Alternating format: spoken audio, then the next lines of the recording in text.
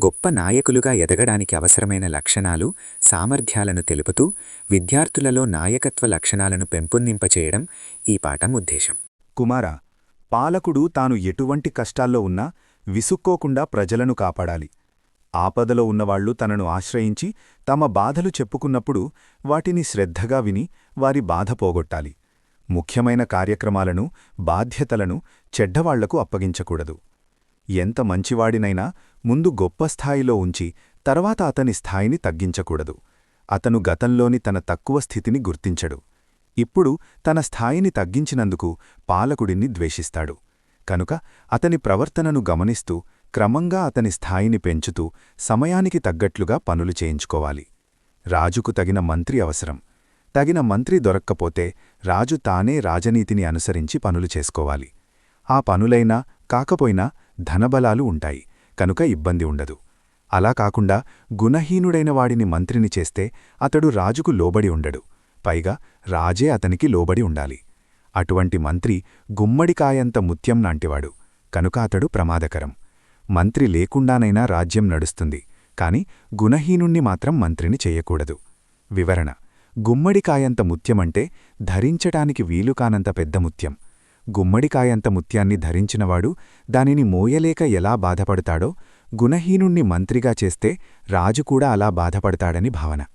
ఏ పనైనా కేవలం ధనంతోనే సాధ్యం కాదు. అధికారుల సహాయం కూడా ఉండాలి. వాళ్లు ఆసక్తిగా పనిచేయడానికి తగిన వేతనం ఇలాలి. వాళ్లపట్ల పిసినారితనం, క్రూరత్వం ఉండకూడదు. సత్ప్రవర్తన, నిబద్ధత కలిగి ఉండాలి. మిత్రత్వం కలిగి ఉండాలి. కొందరు సన్నిహితులు కూడా ఎప్పుడూ చాడీలు చెబుతుంటారు. వాళ్లను వెంటనే బెదిరించి తిట్టి దూరం చేసుకోకూడదు. వాళ్ల మాటలు నిజమో కాదో బాగా పరీక్షించాలి. అబద్ధమే చెబుతున్నారని తేలినా వెంటనే ఉద్యోగం నుంచి తొలగించకూడదు. ప్రమాదం లేనిచోట వాళ్లను నియమించాలి. వారిని ఒక కంట కనిపెడుతూ ఉండాలి. దేశాన్ని విశాలం చేస్తే ఆదాయం పెరుగుతుంది. ఒకవేళ నేల చిన్నదైతే చెరువులను, కాలువలను తవ్వించాలి.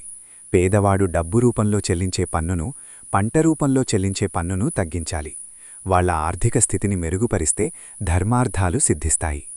ప్రజలు కరువు కాటకాలతో పంటలు నష్టపోయి బతకలేక దేశం విడిచిపోతే అధికారులు పట్టించుకోవాలి. వాళ్లను రప్పించి సాగుబడికి వసతులు కల్పించి వారు కోలుకునేటట్లు చెయ్యాలి.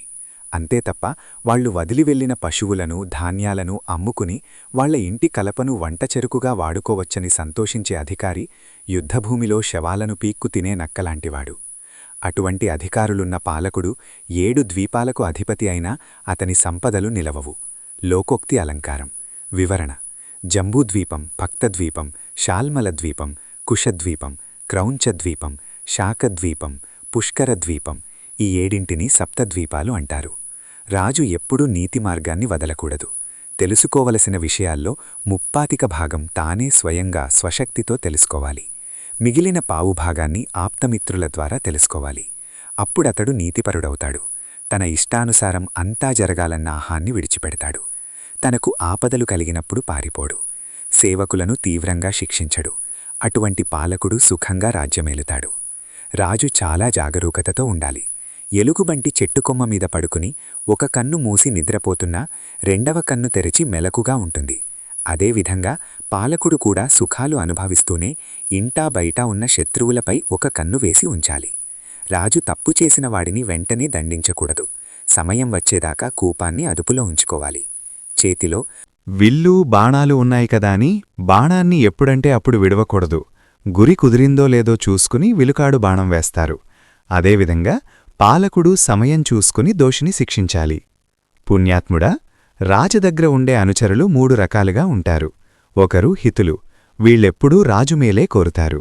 రెండవవారు హితాహితులు. వీళ్లు రాజు మేలు కోరుతూనే ఇతరుల ప్రలోభాలకు లోనై అహితులుగా మారుతుంటారు. మూడవవారు అహితులు. వీళ్ళెప్పుడూ రాజు మేలు కోరుకోరు.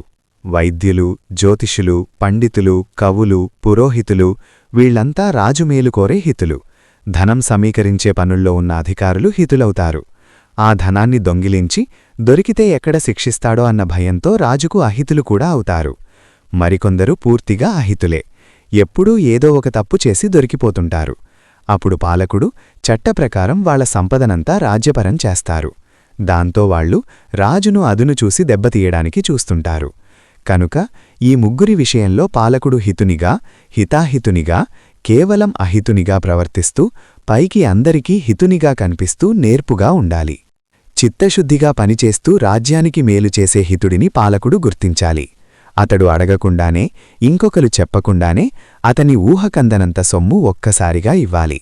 అది అతడు కలగన్నట్లుగా ఉండాలి. సంభ్రమాశ్చర్యాలలో ముంచెత్తాలి. విశేషాంశము: పనస వనస్పతి. ఈ పద్యంలో పనస పండ్లు దిగుట అన్నది ఒక జాతీయం. పూత పూయకుండానే కాయలు కాస్తుంది. కాయ ఏర్పడడానికి ముందు ఏ సూచనా ఉండదు. ఉన్నట్టుండి దానిండా పిందెలు పుడకాయి. ఆశ్చర్యకరంగా ఒక్కసారిగా పుష్కలంగా పళ్లనిస్తుంది. అదేవిధంగా పాలకుడు హితులను అకస్మాత్తుగా గౌరవించి ఆశ్చర్యం కలిగించాలి అని అర్థం.